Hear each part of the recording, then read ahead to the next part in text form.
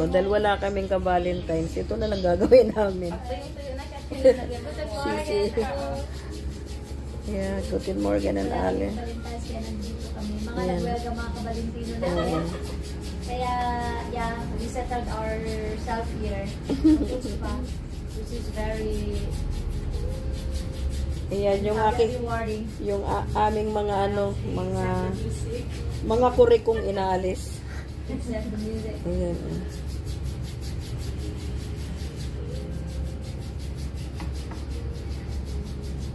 Naririnig yun na paano tinatanggal ang mga kurikong sa talampakan.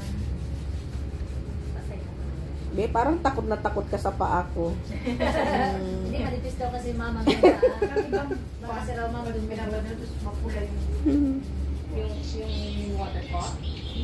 Ay, may nilagay sila doon na ano, ang ganda ng parang kalampakan ng baby.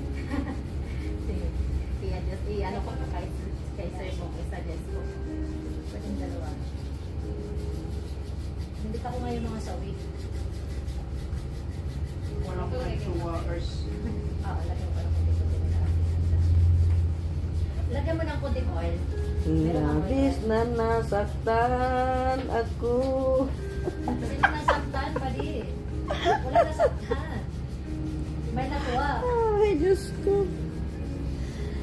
Baka may nasaktan. Ayun, yung labis na nasaktan.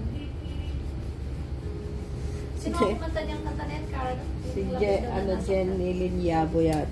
Jenny Linyabo ba yun? Kung sino man siya. Bagong ano. Ngayon ko nga yan, nalaman yung kanta na yan eh. Narinig ko lang doon sa mga vlogger na kaibigan ko. Kakanta-kanta sila. Anong kanta yan? Sabi nila sa akin ano. Labis na nasaktan. Labis na nasaktan, Mare. Okay, bigay niyo sa akin ng ano niyan at kakantahin ko yan. Yung mic mo ba, binili mo yung sa Philippines? Hindi, sa Austria yun. Bakit nagkawin yung doon ng ganun? Meron! Sa Media Mart? No, nandun sa Vienna mismo sa ano, Sa amin? sa flea market. Aso! Mura lang nga eh. Nabili ko lang ng 15. Aso! Maswerte mo naman. Eh, 20 daw. Sabi ko, mahal. Hindi ko kaya.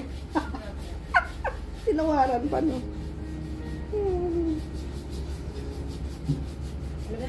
Bumili nga ako nun isa pa, nandito sa Pilipinas. Andito sa akin, kaso parang nag-i-echo man yun. Hindi yata maganda. Hindi ko kasi sinubukan yan eh. Siguro galing yan sa akin sa Vienna. Nangaroon sila nila pero sa akin. Siguro yung nilalagay nilang pula na yun pang patanggal na yun. Kasi pag yun, tsaka sa pinapit na pakarami. Storya rin. Mamaya na uli kasi